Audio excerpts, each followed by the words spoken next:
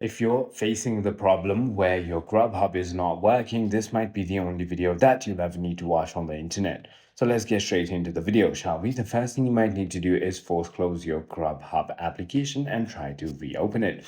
If that is not the case, you might need to go ahead and ensure if you have a stable internet connection. Try toggling between your Wi-Fi and your cellular data and try to toggle on and off your airplane mode just to give it that quick refresh.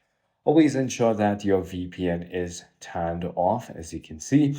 Once you've done that, it should go ahead and work. However, if it still doesn't, you might need to simply go ahead and try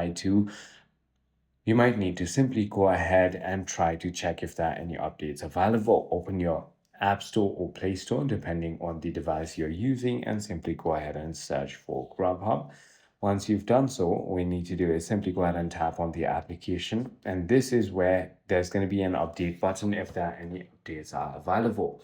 So if none of it works, you have no other option but to uninstall and reinstall your application. I hope this video clarifies everything for you. If you have further more queries, feel free to comment down below and I'll see you on the next one.